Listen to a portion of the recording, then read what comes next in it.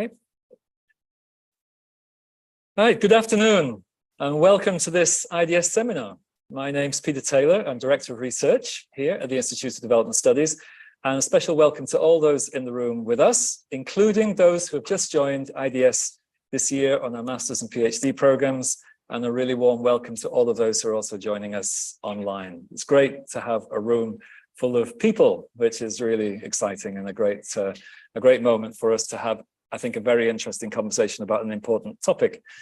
So I'm really delighted today to welcome Professor Dirk-Jan Koch, who's Chief Science Officer of the Netherlands Ministry of Foreign Affairs, Special Professor of International Trade and Development Cooperation at Radboud University of the Netherlands. He was based for 5 years in the DRC and 2 years in Kenya, where he works amongst others as a regional director at Search for Common Ground, as a professor at the Catholic University of Kinshasa, and as a diplomat of the Netherlands to the DRC.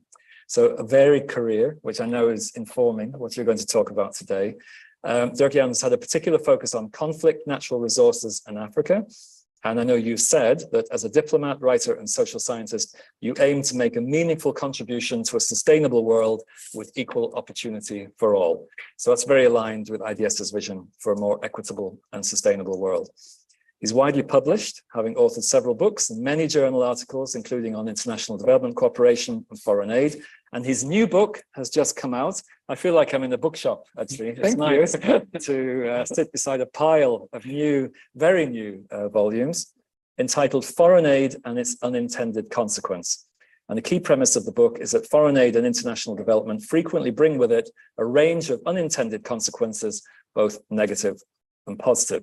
So I'll just mention too that I met Dirk-Jan quite recently for the first time in person during a visit to the Netherlands. And that was really courtesy of an introduction by our IDS colleague, Marjoke Oosterom, who I know is joining us online. She can't be here today. And since then, we've also recorded what's known as a Between the Lines IDS podcast about your experience of writing the book. And that's going to come out at the end of October. And also, another reason why it's great to have you here, Dirk-Jan, is because we're also engaging on a separate project that aims to address power imbalances and inequities in research partnerships, what we're working on with Southern Voice, and which is supported by IDRC. And it's very nice to have my former colleague, Maggie Gorman-Velez from IDRC, as well as joining us here today. So this just feels like a great occasion to have so many people in the same room to talk about a really fascinating topic. And Dirk-Jan, you're going to present. And then after that, there'll be time for questions and some conversations. So over to you. Okay, well, thank you. And I'm so happy to see all of you here and to share some of my experiences. Actually, 21 years ago, I was doing also my master's in development studies in the UK. Unfortunately, not here. Maybe I'll come back for something here, because I really like the students until now. And I really liked studying here and in the UK. But what I did not really like was the type of readings or the authors we had to read. Maybe it has changed, maybe IDS was different all along, but we had either books were very critical from, for instance, an author like William Easterly about foreign aid. We should just abolish it, but he didn't really provide any alternatives. Or we had to read authors which were too positive and just said, if we just pour enough money into difficult areas, all problems will be solved. And yeah, so I actually tried to write a book that I wish that I would have been assigned to read when I was doing my master's in development studies or development management 21 years ago. Well, you can judge for yourself whether I will be successful in that or not. My inspiration for writing this book is actually from the teaching I did in the Catholic University in Kinshasa when I was a professor there. So just allow me to share 30 seconds of teaching there.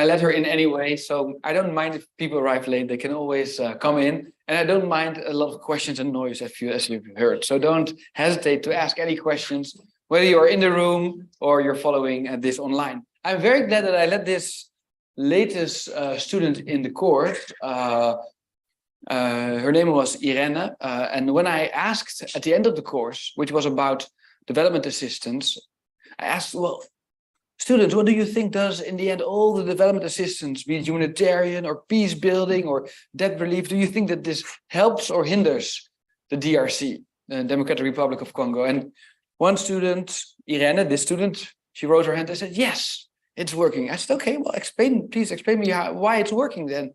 She says, well, my cousin is working for an international NGO, Caritas, and he has been paying a handsome salary. And first he has been paying my tuition fees for high school, and now he has been paying my fees for university. And I'm doing an internship at the bank, and if I've graduated, I'll get a job in the bank. And without this support from my cousin, I would have never been able to make this journey. So she said, yes, definitely international assistance is working. And I'm like, okay, that's interesting. Because this was not at all what we've been discussing, what I've been teaching. We were talking about debt relief, we were talking about randomized controlled trials, but this was something what was most important to them, but it was outside of the log frames, outside of the theories of change, and actually most important to her. So then I said, okay, this is very fascinating, actually. So let's focus more on those unintended effects. And this is how it all got started about 10 years ago. It got a bit out of hand. We're standing now here with a nice book and a nice pen. I think that in the end we should focus more on those unintended effects, because I think it can really prevent damage to human lives. We just have seen, for instance, with the sexual exploitation and abuse by peacekeepers, by aid workers, that this has really created havoc for a lot of populations across the globe. And I think that if we would have paid more attention to these issues right from the start, a lot of harm could have been avoided. Luckily now it's being taken seriously, but it was too late. And the second reason is I think it can really help to disentangle dilemmas and put an emergency brake when needed. So I think you are aware of the fact that many people in the UK or in Europe, they like to take the gap year. Just to take an example. And in the gap year, they like to do volunteer work abroad. And often they go to orphanages. Now, with all the research on side effects of all those volunteerism, as we call it, to orphanages, we see that actually this is really detrimental for child development to have all those different people coming in and coming by. So by focusing more on those side effects, you can really decide, okay, no, this is just not what international solidarity should be about. We should do it differently. And luckily now this has been taken up, and you see all those campaigns of advertising people to not do this, not to use a gap year like that. And the third reason, I think it really helps to make the discussion on aid effectiveness a more honest one. With that I mean is that we tend to focus a lot on the results, do we achieve them, and we should achieve them at the lowest cost. But then all the other things that are happening, we're not accounting for them, and we're not giving agencies the funding to actually do proper checks and balances on that. Well, I think it will become more clear when we move forward. The good news is that you will decide how the presentation will look like. After I've talked about the 5 myths, which will come up now, I'm going to do a bird's eye view of the 10 unintended effects or types that we discuss in this book, but we cannot deal with all of them. So you can vote which one you find most important, and then we'll select 2 or 3 which most people want to pay attention to. And of course, we'll try to look towards the future. How can we actually do something about it? Because I promised to write a book which would be both critical and constructive. So how does this sound? Is this okay for you, the setup? Yeah? Also, people online, you like it? If you like it, put up your thumb. Gary will take note of it. Are there any complaints, Gary, so far? Not yet. No complaints yet. Good. Well, then I can continue. So what is an unintended effect? Of course, we are here in academic institutions. We need definitions. Well, the definition is following the consequence of an action which differs from the consequence that was aimed for when starting it. And I have to admit that I had a lot of mistakes in my head about unintended effects. For instance, I always thought when I started the research that they couldn't be anticipated. But what we have seen now actually is in the research that if you're smart enough, you can anticipate them. For instance, with the international food aid, it used to be always provided in kind, you know, the maize, the sorghum. But we discovered, or it was found out, that actually this was really having a negative impact for many of the local farmers who could not sell anymore their stuff. So now we know this is anticipated, and you see that the World Food Programme, for instance, now purchases much more of the food aid locally, so to incentivize farmers to keep up their production. This also shows that actually unintended effects can be avoided. So they are not collateral damages which has to happen. No, you can reduce it. What I always thought that, because I had quite some troubles in the beginning to detect the unintended effects, that they were always kind of hidden. But what I realized as well, that actually there's also quite a lot of people who like to exaggerate unintended effects, especially if I read the UK newspapers, some of the UK newspapers. When there is the smallest issue or thing going wrong in an aid program, they like to splash it on their front page and seeing you see that this aid doesn't work. It's just a progressive hobby and it's only having negative impact. So let's stop it. So there's also people who like to manipulate the debate. So if people speak about unintended effects, you really need to check whether this is a real unintended effect or just exaggeration, because it fits a certain narrative that they like to propose. Then the good news is that actually a lot of the unintended effects are positive. So I think now a very popular aid program is what we call the cash transfers. And one of the positive side effects of the cash transfers is that when people have the cash in the hand, it's not only reducing their poverty, but they start to purchase goods from the local warehouses, the local stores, and it also creates a lot of additional spillover effect. So luckily, it's not only bad news, the unintended effects. And lastly, and I'm sure that that's something that resonates well with you, is that unintended effects are what unintended effects for one person isn't for another person. And I thought in the beginning it was very easy to study unintended effects, but now I realize it's very complicated because, let me just give an example. For many of the donor agencies, an unintended effect would be that local government officials pocket quite some money for the sitting fees and the per diems for the workshop or the trainings they attend to. So for donors, this is an unintended effect, needs to be reduced.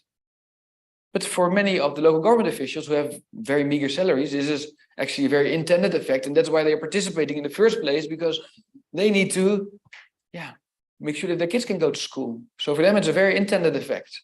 So it really depends on the eye of the beholder, which doesn't make the research easier, but it makes it much more interesting, I have to admit. So what we're going to do now, and I need your full attention for this, is that I'm going to do the top 10 of the unintended effects. We're going to run through them very rapidly, and then you need to remember which ones you would like to hear more about. Okay? So this is the part of the presentation where I'm going to speed up a bit. So the backlash effects. The backlash effects are those effects that can be illustrated by the Ebola treatment center examples. So a lot of Ebola centers were set up in West Africa during the crisis, but to the big surprise of many of the aid workers, those Ebola centers were burned down. So if you would like to know more about this backlash effect, so why does this happen? Please remember to vote for the backlash effect. I think you get the drill right. So the conflict effects emerge when the foreign aid contributes unwillingly to an increase in violence and or sustained violence. And the image you see here is a problem that we have nowadays for many of the aid actors, which is the kidnappings from Afghanistan to Mauritania. You see it happening, that local and international aid workers are captured, then they need to be, a ransom needs to be paid. And of course, this creates extra resources for the rebel groups to continue with their rebellion. The third one that you can vote for are the migration and resettlement effects. Of course, a lot of the aid funding, as you know, is now being paid, is being used to fund reception in the region, they call it, for the migrants, and to prevent that there's irregular migration. The idea is let's fund education programs that provide tools so they can start employment locally. But research now also shows that actually with all those extra skills and resources, they think, well, let's migrate because we might have a better chance in the job market in the UK or in the US. So if you would like to hear more about that, we're going to talk a bit more about, you can vote for this one. The price effects. We already talked about the cash transfers and the positive side effects of cash transfers, but there can also be negative side effects. Here you see an example of very localized inflation, that prices in a certain community can go up if half of the population, for instance, gets a cash transfer. And then if you just measure your results with the people receiving the cash transfer, the results are great. But if you then compare that or check what's happening to those who didn't receive the cash transfer, for them sometimes the eggs or the chicken, there's a steep increase in prices. So any economists in the room or interested in that, you can vote for this one. We're going to continue with the marginalization effects. I can be quick. This is the example that we talked about already, the gap year. So the question is, of course, where do those orphans come from? Were they really orphans, or were they just put there to satisfy the needs of those interested in the gap year and to do good? The behavioral effects, I think they're fascinating. They come mostly from the psychology departments. And you see them, for instance, in the field of microcredit, that in the microcredits, it strengthens often the position of the women in the household, which is good. But at the same time, it can lead to some kind of envy by the husband who suddenly loses power in the household. And there has been studies showing that there is an increase in domestic violence. Doesn't mean that you shouldn't do microcredit, but would be interesting to see if you can achieve the same objectives, but do something about the negative side effects. And that's what we are here for, to find that out. I think the governance effects, you've heard about it. This is governance side effects, that aid would contribute to corruption. But I think it's also more important, or sometimes even more relevant, is to look at what it does to the social contract. Hi, please welcome. Yeah, there's still some seats. Yeah. So here what you see is that donors, of course, come with their own agenda. And the question is, to whom do those governments listen? Do they listen to the donors? Or do they listen to their own population? If they listen to the donors, they will invest extra in migration management centers, for instance, which is the flavor of the day in many of the donor countries. But if you listen to the population, they wouldn't care about migration management.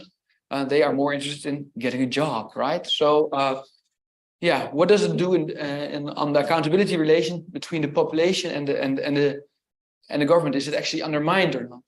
So if you want to hear more about that, you can vote for this one. So there's 3 more to go. The negative spillover effects, sometimes called the waterbed effect or something like that. It relates to the irrational behavior that sometimes donors, or sometimes or often, I would argue, donors demonstrate, which means that they have their pet projects or their themes that they are really keen on, and then it goes this hype. And then the local organizations and the local government needs to, for instance, if there's one disease which gets all the attention, all the nurses, all the doctors are put to work on that, but other diseases which can be just as nefarious are then ignored or overlooked by the actors unwillingly. So we can discuss that as well. Then the environmental effects, I think you understand them, right? The side effects of all those investments in infrastructure, imports, financed by international development assistance, they come at the price, and biodiversity price, the CO2 emission price. So there's a real trade-offs to be discussed. We can do that as well. And last, to also have a positive side effect, it's the ripple effect. So the positive spillover effects. You see that a lot in the agricultural sector, for instance, where farmers, they are very smart. They see that their neighbor farmers, they get a certain new crop, a certain new type of seeds. And they're like, I'm not in the target area. I don't care, but I'm going to try that as well at home. And you get this spillover effect, copying behavior. And that leads to the impact of the intervention being much bigger than actually the case if you would only measure your first target group. So now, pull up your phones, please. And you see here a QR code. And you can, I think the screens in the back are also working, right? Yeah. And also for the people online, your votes count too. So please scan the QR code and you can vote, I think, one. I think a couple of students have found out how to vote 2 or 3 times, but that's okay. But the most important one is that you vote once. If the QR code doesn't work, you can also go to wooklab.com and type in this FNOYIK. I see quite some people already being successful. Some people still trying, so I wait another 30 seconds so you can vote.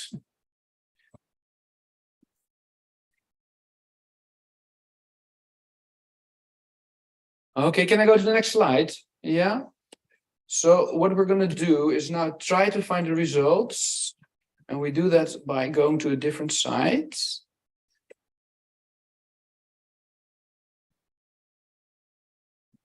I cannot go there because there's something in sharing. Okay. If I want to go to the slides, yeah, there it is, but it's just hidden behind. Can you? Okay, check it out. Yeah. Yeah.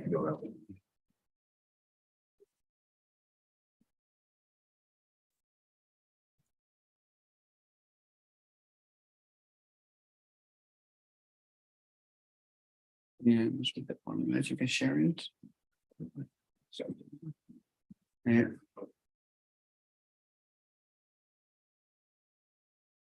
Okay, please so make your choice. I think there's more people who can still vote. Has everybody in the room already voted?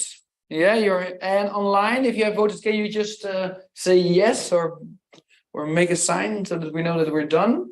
And I know which ones we will discuss. Yeah. Okay. So, okay, there's which ones? The governance effects, huh? Apparently. And which one else? Which else? Behavioural. The behavioural effects, right? Yeah. Okay. Backlash is also there. Yeah, but I'm not going to be fully democratic, to be honest. Yeah, I don't know why I let you vote. Actually, no, because I really want to also do something positive. So I will discuss the ripple effects only even if they have only 13%. Okay, because I don't want to send you off the beginning of your master program with just only negative side effects. So we'll start with the governance side effects. 33 people voted for that. Then 30 people voted for behavioral effects, and then we're going to move to the ripple effects. Yeah. Okay. Can we go back to the presentation? Great. Thanks, Gary, so much. I don't know how I would have done this without you.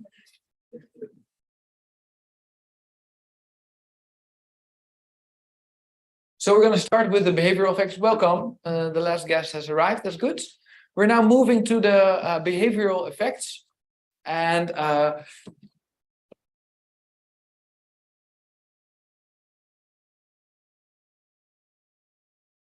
behavioral effect occurs when the recipients or affected persons respond to an external intervention in unexpected ways due to psychological factors which were insufficiently taken into consideration when the intervention was designed. You know, we are development specialists, but we are not psychologists, unfortunately. And I think that has been missing a bit. That's why we have overlooked these often. So let me just give an example, and then we'll go into the subtypes. So the example is quite sad. It is by Masamba, and he couldn't give the testimony himself because he has passed away. He was Congolese, living in the eastern part of the Democratic Republic of Congo, and he was unjustly convicted for rape. And we know it was unjustly because during his 10 years in prison, those who filed the complaint against him explained that actually it was not a real complaint. They just had some old scores to settle with him. But then the question is, why does somebody get convicted so easily? Because if you look at the file, there was hardly any evidence. So what happened is that in the Eastern DRC, there was a lot of attention from the international community on making sure that there was a fight against sexual violence. And I'm all in favor of fighting sexual violence, but I'm also think it's important that everybody has a right to a fair trial. And what you see happening there is that those judges were being flown around in helicopters by the United Nations and international NGOs, and there would be this expectation that actually, once you have invested $50,000 to move those judges around. Yeah, there should be convictions, right? And so there was this peer pressure, this pressure to come to convictions. And this is what you see sometimes happening, that there's behavioral responses by the incentives that are created. Unfortunately, he was in prison for 10 years. After 2 years, 1 year after he had been released, he died because of the tuberculosis that he had attracted in prison. So this is also the reality that happens. If you don't organize your programs well and you create wrong incentives, these things can happen. There are so many different types of behavioral side effects, but we're going to focus on 3 today. One is the rebound effect. Okay, what is a rebound effect? I think you can imagine it a bit if you visualize it. It means that you were trying to suppress something, but actually the opposite is happening. Especially what you see sometimes, you see it happening here in the global north, but also in the global south with new technologies. You think that with a new technology, you will reduce emissions, but CO2 emissions, but suddenly people start to consume more or bigger cars or whatever, even though they are per kilo, those cars more efficient. In the end, the emissions are higher. We see that, for instance, with the cook stoves. Cook stoves are really supported by many donors, and I think in general I'm in favor of it. But the idea was that it would dramatically reduce deforestation because they're very efficient. So let's go for cook stoves. But at the same time, you see that because they are so more efficient, many more people start to cook longer hours, start to cook more, and leave them on all night. And so the effects of these cook stoves are much less pronounced than if you would just follow the initial calculations. The backfire effect, I think you understand, because you have seen the image of the lady who was being beaten by her man, who was just envy because of the progress. And the motivational crowding out, I think it's an important one, because in the neoliberal paradigm in which we are still living, at least most of the programs that we design, it's often overlooked. Let me go to the payment for environmental services, which is also a multi-billion way of working these days, where title holders, communities of forests are financially rewarded for not cutting down the forest. So it seems great, right? You get some stipends, some money, some subsidies if you don't cut down the forest that you were intending to cut down. But what they see is that during the payments that they are receiving, indeed the forest is not cut down, but after the payments end, suddenly there's a big hike in deforestation. Why? Because the intrinsic motivation of many of the title holders to protect their forest is eroded because it has been monetized. So there you see that there can be what they call a motivational crowding out effect. People were motivated to protect something, they get money for it, and then they're like, when the money flow stops, they're like, yeah, whatever. Okay, so these are some of the examples of behavioral effects. There are many more, but those are the 3 that we find most often in evaluations. I see that there's already people asking questions. It's great. Please write your questions down because we're going to try to answer all of them once I'm done with the talk. Then we're going to move to the governance effects. They occur when external interventions influences positively or negatively the quality and reach of institutions. And it can be at any level of a recipient country, whilst this was not the objective of the intervention. And let me start with an anonymous testimony. It was a Turkish professor of the University of Ankara who doesn't want to share his details. He had signed a petition, and many professors sign petitions, and he signed petitions before, but suddenly he was fired. It was a petition on rights for the Kurdish people. And he was wondering, why am I now suddenly being fired? I mean, I've been doing this for the last 10 years. And he tried to find out, and he found out that actually the president of Turkey was getting less and less democratic and getting stronger and stronger. And why was he getting stronger and stronger? Because he was having a lot of Syrian refugees, and he held those refugees a kind of hostage and said, well, if the West starts complaining again about human rights, rights for Kurdish people, I'll just send over those millions of refugees to Europe. And with those refugees that he had access to billions of euros of aid funding. So there you see that actually these billions of aid were actually very strongly correlated to his rise and further rise in power. So that links to this democracy effect. That if you don't pay attention as an aid donor, you can legitimize actually local actors, you can legitimize local leaders. Once again, I'm not saying that there should not be going any aid to countries which are not a perfect democracy, but I think it's important to keep in mind that actually you might have a side effect and that you need to do something about that. Then the corruption effects. I think you've all seen that happening as well. And corruption is a phenomenon that exists everywhere, also in the UK, also in the Netherlands. But you can see that those donors sometimes provide the means for patronage, right? The minister can choose to which region the money is going, or which civil servant can go on which training course. So it can be a bit, the oil that greases the corruption machine. The last one, and it sounds a bit technical, but I think it's actually maybe even the most important one, is the tax effect. And very little research is done about that, but no government likes to tax its population, right? And suddenly you have all this money coming in. So what can you do? You can just reduce your own taxation, right? Because there's money coming in anyway. So, but this has a real effect on the relationship between the population and the government, right? The government, is less accountable now to the population. So if you want to measure the real effect of your aid intervention, you should only measure like how many kids are going to school thanks to my intervention. But hey, you should also discount for any lost income or lost taxation that would have otherwise been used. Okay, so those are some of the examples of the governance effects. But let's now move to the ripple effects, because I think you deserve some positivity. Okay? So it speaks for itself. They are ripple effects, so they occur when there is positive spillover effects from the intervention area to the non-intervention area, from beneficiaries to non-beneficiaries, or from one theme to another theme. And let me share you the example of Georgette Schutte. She's a Mauritanian Dutch aid baby, as we call it. So you see here a picture of her of her mother, Mauritanian and Muslim, and her father, a Dutch Christian, who was working in Mauritania in the 1970s. He was working for a Lutheran NGO, a Christian NGO.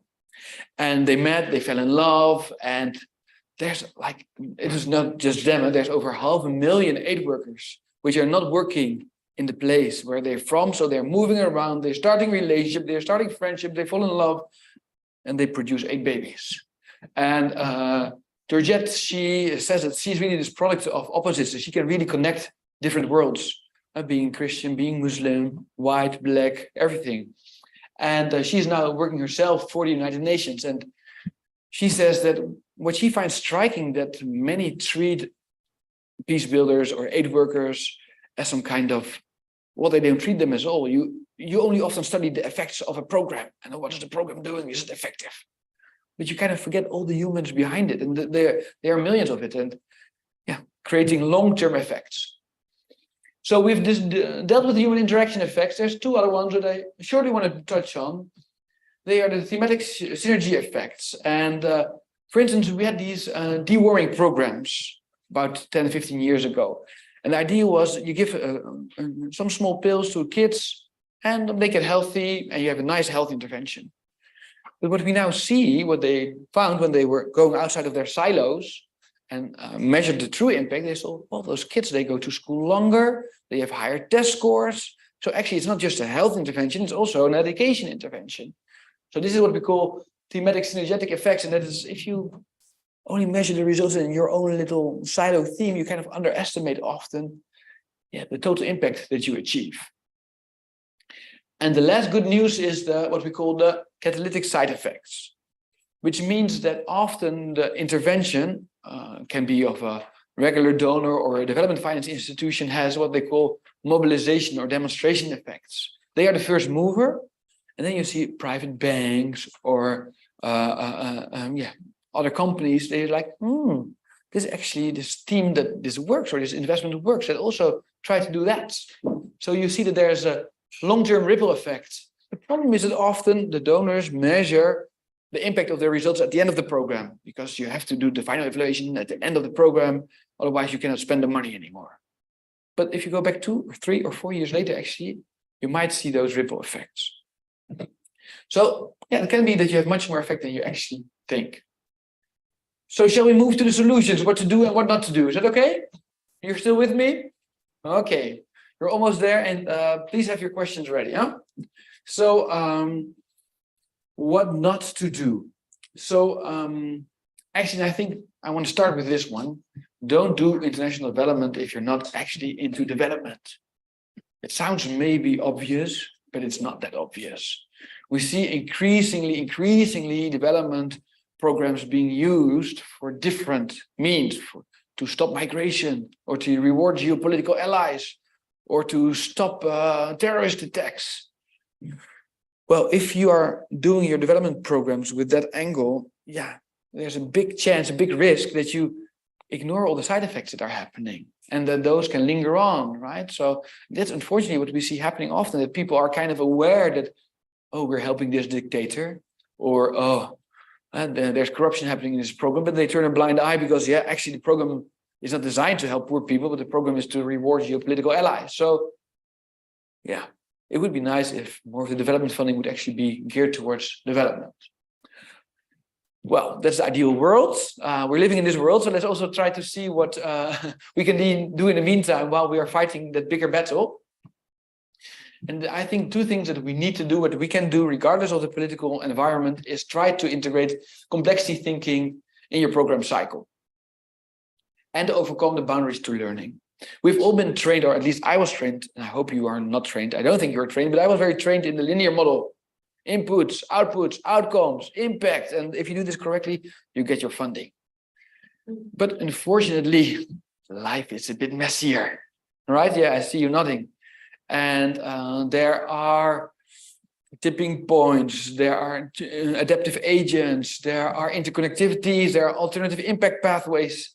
I mean, we're operating in a system, right? And we're entering something in a system, and we're setting in a change of emotions of change in process. So let's try to see if we can convince ourselves, but also our donors, to embrace this complexity instead of ignore it, and avoid those silos thinking. And overcoming our boundaries to learning. And I'm sure I have lots of boundaries to learning, because I have these deep held beliefs. We all have our deep held beliefs that our sub-theme is the most important theme, for instance. And if we just fix that, then problems will be solved. But I think that, yeah, those very ideological boundaries to learning stifle really true learning about side effects. And another important one, and I think some of you have already quite some experience in working for development agencies or development actors, is that there's a lot of organizational interests which prevent us from really being open about mistakes, and which kind of, prefer it if we sweep things under the rug. But I think it's very important for the long-term health for the development sector and for your agency that we actually don't ignore these side effects, but that we discuss them openly, see what we can do about it, so the next generation of programs is actually better. And the good news, I think, is that whilst we used to have a lot of technological boundaries to learning, I think we have now big data, we have satellites, there's so many additional ways of measuring spillover effects, for instance, that we can also overcome some of the technological boundaries to learning if we are willing to do so. Okay, well, let me go to the conclusion, and 2 more slides. Yeah, and I hope you don't go away with the feeling that I want to abolish international development. No. But I do think that we really need to transform international development sector, because the challenges that we face are so enormous. Inequality in countries, between countries, climate change. Well, I don't have to mention them to you. But I feel that actually the development sector is in crisis and defense mode, especially here in the UK. Budgets have been going down for a long time, being used for the wrong purposes. And we, instead of coming with a new agenda, we're kind of trying to go back to the old agenda. But I think we should try to see if we can come up with a third option, which means that we don't abandon development, and we don't either just avoid all risks, because sometimes you need to take risks. We are working in fragile environments, but the risks need to relate to returns. So what I suggest is that we come to a situation where we can stimulate, encourage risk taking, and where we make sure that we actually take those negative side effects openly into consideration. So, and I think that we need to move to a sector which is not 20th century, not top-down sector with linear thinking, really smelling of those colonialist practices, but one that's really more based on complexity thinking, more based on evidence-based, and of course on equal partnership. So that's what I would like to start, but stop. But I think it's very important that I share with you that I wrote this book, but luckily I had a big group of international friends and colleagues who made sure that as many as possible of the white gaze biases of a male person who was working for a donor agency were taken out. So they were very critical of everything I wrote, and I hope that some of those biases have been reduced thanks to them. So Peter, the floor is now yours. Great. Come and join me, Dirk-Jan.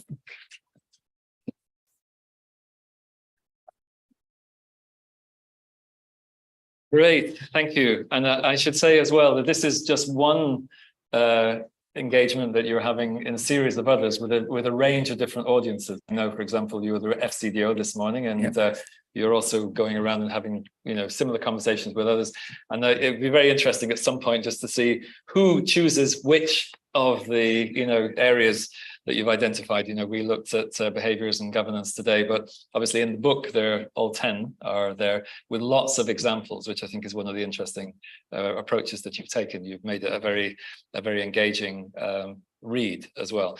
I think, one of the things which may well come up now is the tension that you create, but when you use particular examples and stories to illustrate these issues, whilst also conveying the importance of complexity, that is it's a particular tension that arises, and one which colleagues here and friends here may also feel that they'd like to talk about a little bit more. I think your point that you raised close to the end around risk aversion, that's definitely something that in the meeting we're having tomorrow, talking about equitable research partnerships, it's that very low appetite for risk is something which I think is a feature of many organizations of different kinds. And that's one that I think is actually quite hard to turn around. So some of the ideas that you're sharing, I think are really important. And part of the question is, how do we actually bring about change in some of these behaviors within organizations in particular, which have caused things to become very static when the status quo is maintained. Let's open it up. I imagine there are lots of questions. Gary has the roving mic. So who would like to ask a question or make a comment? Please put your hand up and Gary will come to you. Please use the mic because for listeners online, they will need to hear your question through the microphone. Say the name and the education. If you could say your name. And, sure. Thank you so much for the presentation. My name is Arifa. I'm from Niger, not Nigeria, actually.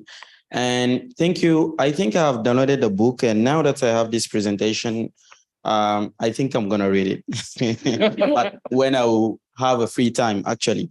So understanding what you have presented, I would like, and also given your experience, seeing what is happening in sub-Saharan Africa related to aid and development, I would like to have your maybe thoughts about the book written by Dambisa Moyo, Dead Aid, please. Thank you. Dead Aid, yeah. Let's take 2 or 3. Yep, over here. Sorry, Gary, you'll be good exercise. Yeah. Thanks. Thank you very much. My name is Juni. I'm from Indonesia. Is it okay to give 2 questions or just 1? Yeah, if they can be fairly quick. Yes, absolutely. Okay, so the first question is about a more practical way of avoiding unintended consequences, more in a program design cycle. Especially, I see your perspectives from a donor perspective, but there will be a local consultants, local people who are involved in the program designs in the beginning stage of the cycle. So what are your thoughts or maybe advices, if you can put it that way, for the local peoples in the program designs to avoid this unintended consequences in a more practical way, probably. And the second question is very interesting that you really stress on the risk taking, because it is to avoid unintended consequences, and consequences comes from risk. So how do you balance between risk taking and then avoiding that consequences that come out from that risk? Thank you very much. Okay, thanks. I think there's a question just behind there, Gary. You can take that one. And then, yeah, here you go. Hi, thank you very much. My name is Ross. I'm the MA in Dev Studies. My question is about silos. So I guess thinking about if I'm running a whatever program which is focused on education, for example, which is what I have limited experience in, I would love to be able to have the time to look at, impact on gender, on health, be able to have the time to think about the broader unintended consequences. But if you are working in a program or agencies which has a narrow focus, what can we do to try to broaden beyond what you said about getting beyond your ideological boundaries? What more needs to happen so that we can, in practical terms in program delivery, open our eyes and address these unintended consequences? Thank you. Okay. Take one more. Perhaps there's one right at the back, if we could take that one, Gary. My name is Hamad. I'm a developmental student. My name is Hamad. I'm an MA developmental student. So one unintended consequence that I have personally witnessed of aid is in in Pakistan is lethargy that it becomes, especially the cash transfer one to females. So the men don't. That is a new thing that they're jealous, but the thing I witnessed was men would become lazy. They wouldn't work. So the place they were giving the cash transfer, doing the cash transfer, so they would just sit outside all day and waiting for their wives, and it was like detrimental to the social construct, especially to the near the areas to one border where the hierarchy of the society is very rigid, and so that was the one unintended consequence I felt that I think maybe you have mentioned in your book. But Great, thanks. Let's take those four to start with, and then Dirk-Jan, if you want to just address. We'll then take maybe a couple online, Gary, and then we'll, if we have time, we'll come round for another quick round. Thanks. Nice, good questions. Thank you. So I'll try to respond. And if you're not satisfied with the responses, please come back to me or email me, and we can continue the conversation. So, in the introduction of the book, Frifa, I write that actually, if you expect a Dead 8 type of book, you will be disappointed. Because, Dead 8 by Dambisa Moyo, it was a hype, the book, and she basically said we should stop with aid. Those countries can just borrow money on the capital markets. And she stimulated countries to do so, and she advised governments how to do so. So Ghana followed her advice. Well, I'm not sure if you are aware now of the debt situation of Ghana, but it's very problematic. So borrowing excessively on the capital markets, maybe for some infrastructure projects, you can borrow financially and you have a rates of return. But what are your financial rates of return in the short term for HIV/AIDS programs? It's only in the very long term, and the interest rates are so high. So, I think that it was, I think it opened the debate, which is good, but I don't think it was a full and correct answer to the development challenges. Our colleague from Indonesia, thank you for asking a question for which I have prepared a slide. And this is not the setup, so I think we need to go back to the PowerPoint, because I have a slide on the practitioners. What are the what can they do actually in the system where they are operating? So I think it's a very good question. It's okay. I'll go now.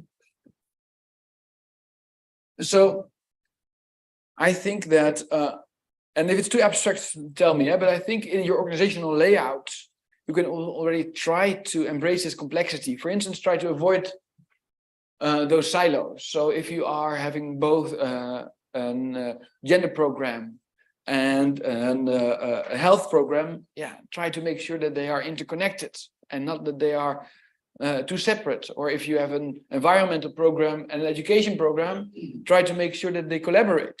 Because I think silos is one of the the challenges. Another way you can embrace complexity as practitioners, I think, is by designing your intervention with an unintended effect lens. Also, let me be a bit more specific. We discussed one of the key concepts of complexity theory is feedback loops, and that you shouldn't measure the results just at the end of your program, but 2 or 4 years later. So try as a local organization to team up with local universities or research institutes to have long-term partnerships that they engage in measuring what's happening in the communities where you're intervening in the long term.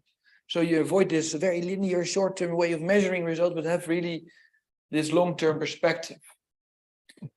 And what we often see going wrong in organizations, or I've seen going wrong, is that there's really not an open sphere of communication. To talk about side effects, you need to have a safe space where if you notice that your program is working differently than you anticipated or not working because of some causal mechanisms that you have overlooked when designing the program, you should be able to feel free to speak about it. And I think as leaders in the organizations, and soon you'll be leaders in the organizations, it's up to you to, instead of scold somebody when they don't deliver or don't perform, but say, okay, let's embrace this failure, let's try to learn from it, and let's make it a brilliant mistake. So maybe I'm too optimistic, but I think as in those, the culture of organization, whether it's a learning culture, that really makes a difference. Okay, thank you for asking that question, but you had a second question. Is on the risk taking. That actually is my message not a bit contradictory. That on one hand I say you should take risk, and on the other hand I say but you should reduce side effects, and aren't they closely related? And I do think that risks should relate to return. So let me take an example from medical sciences where they're way ahead of us in dealing with side effects. There, if a doctor does an intervention, if it's a life-threatening situation for a population, for a person, he or she, the doctor, is willing to take much more risks with the intervention than if the person is not almost dying. And I see the same happening I think the same calculations we should make in the international development sector, that if the chances that you have a big success, making a real important change in the life of a person, then you should maybe take more risks than if it's just, having a marginal effect.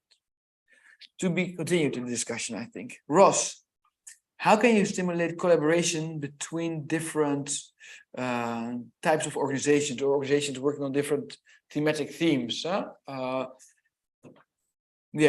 I think I think we need to talk to donors about this, because what we see happening is that donors are stimulating competition between different organizations instead of stimulating collaboration between them. And often anything related to linking and learning activities between organizations is labeled as overhead.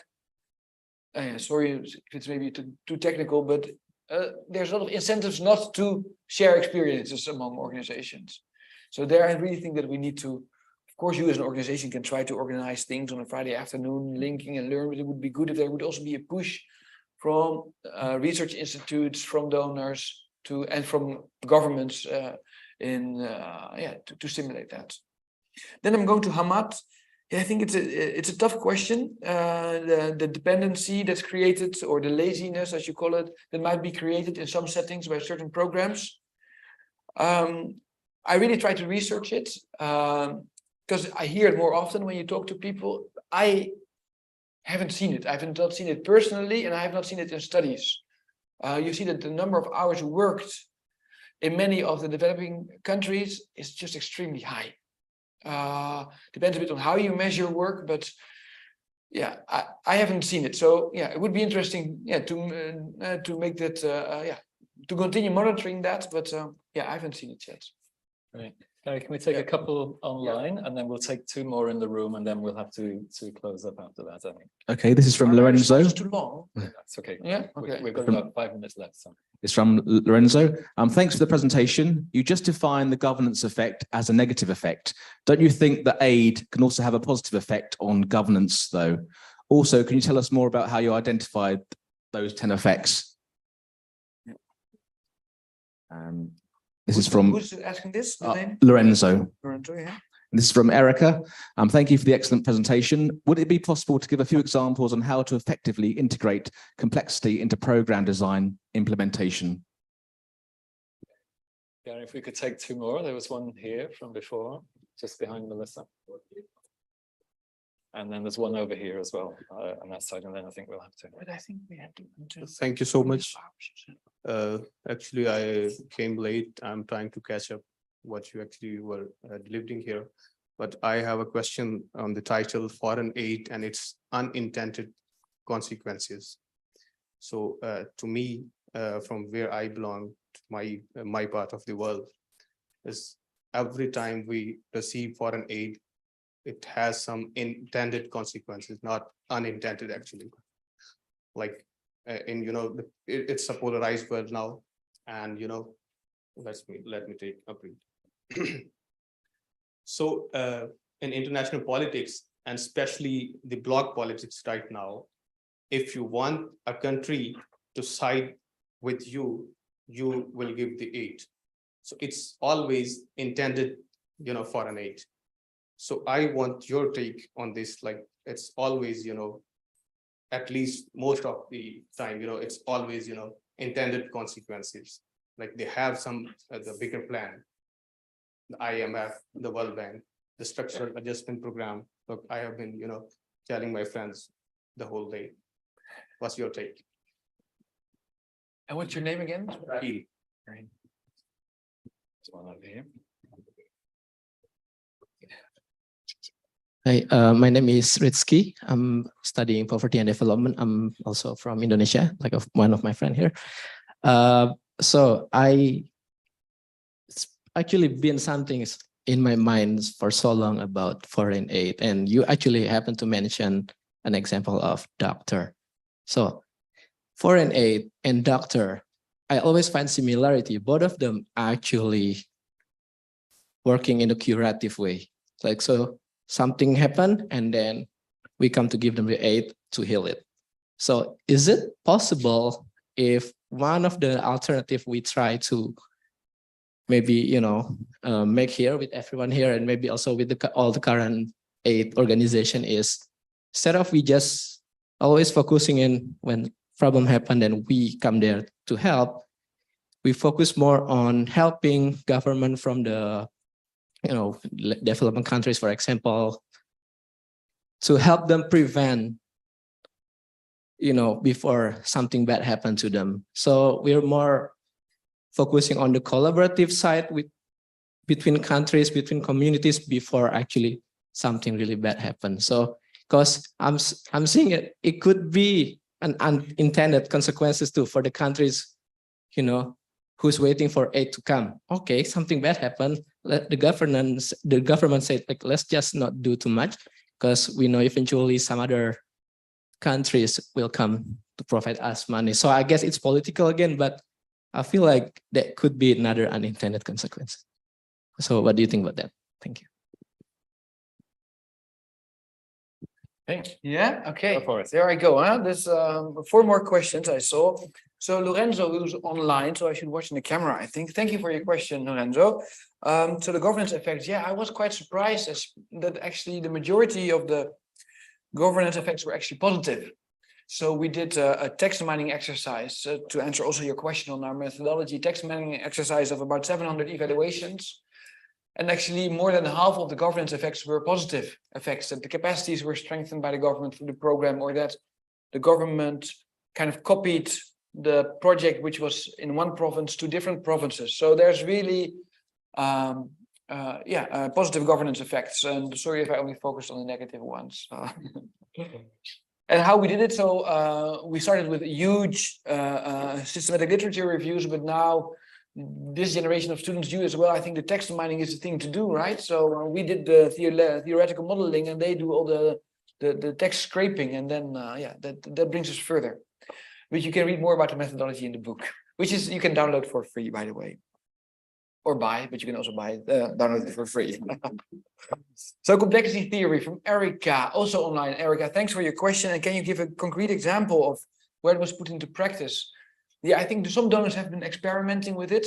For instance, the civil society strengthening program from the Dutch government that I know quite well. What they've done is really to make sure that this theory of a change was updated annually, and that all the indicators didn't have to be determined at the beginning of the program, but were more qualitative and could be adaptive as they moved along. And this really, of course, gives much more flexibility and allows for adaptive programming. Because if you want to really embrace complexity, adaptive programming is really, until now, seems to be the best solution. So check out more the reading on adaptive programming if you want to integrate it. And some of the donors, progressive donors in progressive programs have been focusing on that. So Rahid is talking about, hey, you write about unintended consequences, but I mean, the intended consequences are much more important, right? I think that's a fair point, but I think there's already written a lot about intended consequences. So that's why I said, okay, let's focus on unintended ones. But now you're talking about structural adjustment programs. Sometimes donors say that something is an unintended consequence, but it's an intended consequence. They say like, oh, we didn't expect the Indonesian banking sector to collapse if we would do a structural adjustment programs. Oh, but now our banks are suddenly owning your banks. Oh, but it's an unintended effect. No, so I take your point. I take your point that often we call this the hidden abode. The sociologists call it that. You claim that something is not planned, but it's actually there's a hidden agenda behind it. I see some heads nodding, so I think your question resonates with the audience here.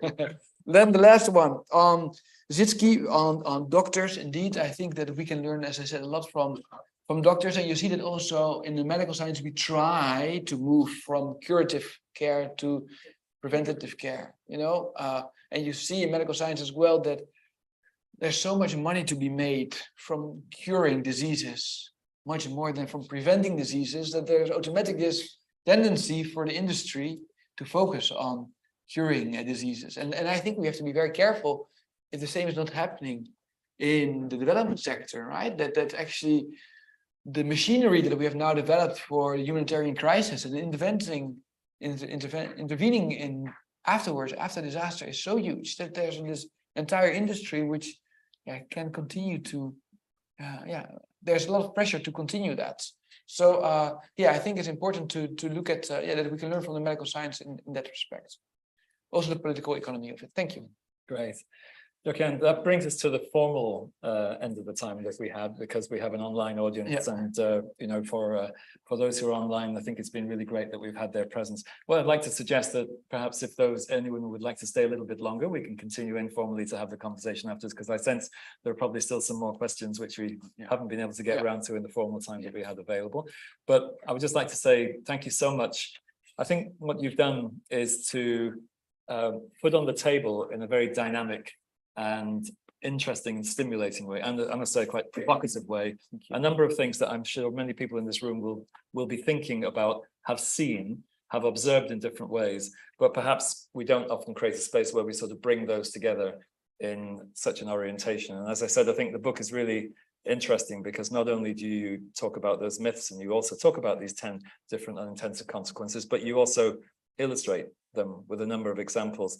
I think what's been very important is that you also had that group that, questioned you, checked your assumptions, and that, it was through a process of learning and exchange that this book has come out. It's not just something you went into a dark room and came up with, and that was the end product. So this is obviously based on a lot of people's experience, but particularly yours and the different things that you've seen and you've observed.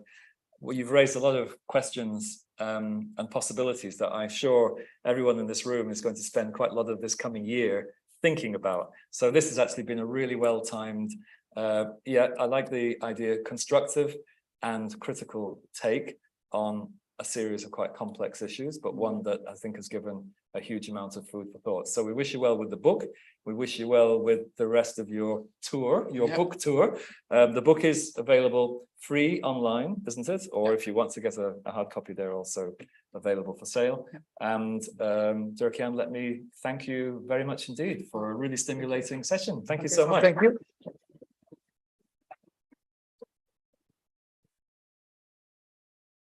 So we'll wrap up the session with those who are online. Thanks to everybody who joined us online. If anyone would like to remain a bit longer, and we can continue the conversation formally, very happy to do that as well, because I know you are also infused and ready to continue the conversation. Yeah. Thanks.